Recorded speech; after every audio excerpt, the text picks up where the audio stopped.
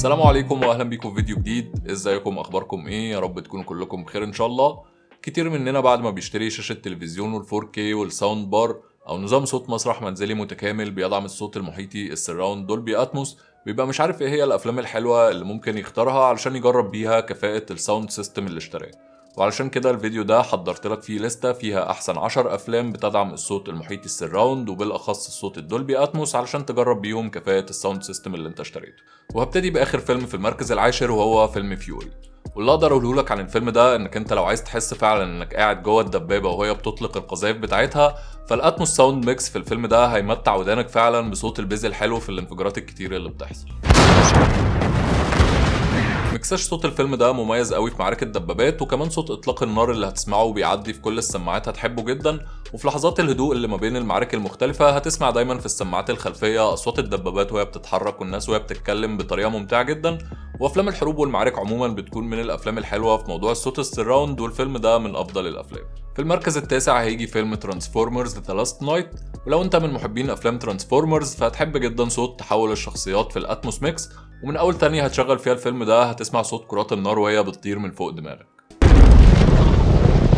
وكمان هتستمتع بصوت الروبوت التنين العملاق في السماعات الهايت شانلز، واصوات المركبات الضخمه وهي بتخبط في بعض في الهايت شانلز وبعدين تنزل على اللور شانلز، وكمان اصوات العربيات في المطاردات وهي بتتحرك في السماعات اللور شانلز او السماعات اللي هي قدامك ووراك. فالفيلم ده هتحس ان فيه دايما حاجات بتحصل حواليك في كل السماعات. في المركز الثامن فيلم باسيفيك ريم الجزء الاول، وهتسمع في مشاهد كتير اللوبيز والمؤثرات الصوتيه للقطع الميكانيكيه في الروبوت هتحوطك دايما في السماعات، وبرضه اصوات المعارك في المدينه وانهيار المباني واصوات الحطام المنتشر في كل السماعات عندك هيبهرك فعلا. والفيلم ده من الافلام الحلوه جدا في الدولبي اتموس اللي هيشغل لك دايما السماعات اللي فوقك او السماعات الموجهه للسقف الاب فايرنج سبيكرز. في المركز السابع فيلم ذا هاوس وذ كلوكس ان ايتس وولز، والفيلم ده ممكن ناس كتير ما تبقاش واخده بالها منه على الرغم من ان الانترو بتاع الفيلم اصوات الساعات وهي بتدق في التشانلز بتاعه السماعات حلو جدا، وكمان الساوند ديزاين بتاع الفيلم رائع في انه يحقق لك فكره الاتموسفير او الجو العام للبيت المرعب عن طريق اصوات الالواح بتاعه الخشب اللي في الارض واصوات الاشباح اللي بتتحرك حواليك في السماعات. هو يعتبر فيلم اطفال شويه انا عارف، بس صوته حلو جدا في السراوند بصراحه. في المركز السادس فيلم اكوامان، والنسخه الدولبي اتموس من الفيلم ده مثيره للاعجاب فعلا، وهتحب فيها صوت اللوبيز في مشهد حوض السمك. وفي الحقيقه ان السب ووفر بتاعك هيقضي وقت ممتع طول الفيلم ده. والمشاهد اللي تحت الميه هتلاحظ فيها نشاط رائع للسماعات الهايت شانلز، وهتوصل لك احساس صوت محيطي سراوند هايل، بالاضافه لاصوات الممثلين وهي بتتكلم تحت الميه فهتسمع صوت ريفيرب في الميه رائع جدا. فلو ما شفتش الفيلم ده قبل كده اتفرج عليه وجرب الساوند سيستم بتاعك ومش هتندم. اما في المركز الخامس فهيكون فيلم باور رينجرز، والفيلم ده بالتاكيد من افضل الافلام الدولبي اتموس. في بدايه الفيلم فيه افكت كول قوي هيحسسك انك جوه شخصيه زوردون وانت بتسمع صوته وهو بيتنفس في كل السماعات، ولما الكاميرا تبتدي تتحرك هتحس ان اوضتك بتتهز من صوت المركبه اللي جايه بتتحرك من السماعات الخلفيه للسماعات العلويه وبعدين السماعات الاماميه.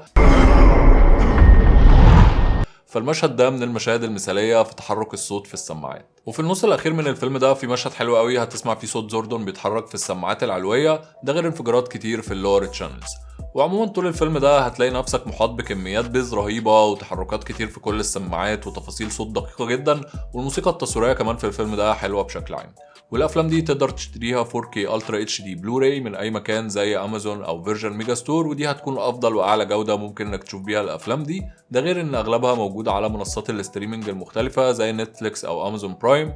واخر طريقه ممكن انك تشوف بيها الافلام دي ومش بنصح بيها وهي انك تعمل لها داونلود من اي تورنت داونلود، ولكن خليك حذر علشان الفيروسات كتير، وكمان المساحه بتاعه الفيلم بتبقى كبيره جدا.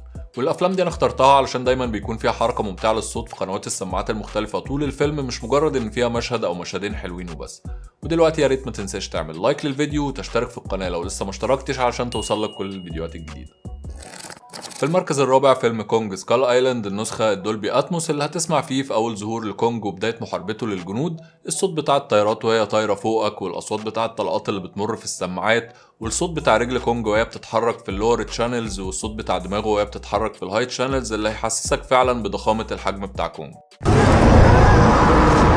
والفيلم ده من الافلام النموذجيه في استخدام الهايت شانلز في المؤثرات الصوتيه، وكمان المؤثرات الصوتيه للغابه متوزعه حلو جدا هتحسسك بمتعه انك عندك ساوند سيستم متكامل. وفي المركز الثالث فيلم كوايت بليس، والفيلم ده من افضل افلام الدولبي اتموس في لستة افلام النهارده، لان فكره انك تسمع صوت سراوند حلو مش لازم دايما تبقى مؤثرات صوتيه كلها انفجارات وفرقعه والكلام ده. فلو عايز تجرب فعلا قد ايه الساوند سيستم بتاعك عنده القدره على انه يسمعك صوت محيطي، فاتفرج على الفيلم ده، لانك هتسمع فيه دايما تاثيرات صوت مختلفه في كل قنوات السماعات، سواء في المشاهد اللي جوه البيت او اللي بره البيت او في مشاهد الليل او النهار. فهتلاقي الساوند ميكس ممتاز دايما وبيحسسك انك جوه الحدث. والفيلم ده من الافلام المهمه اللي لازم تكون في المكتبه بتاعتك. وفي المركز الثاني فيلم جودزيلا كينج اوف ذا مونسترز، والفيلم ده برضو من الافلام اللي فيه شغل جامد قوي في المؤثرات الصوتيه بتاعته، من طيارات كتير بقى بتطير في الهاي تشانلز لحركه جودزيلا نفسها وصوت المطر اللي بيحوطك من كل مكان.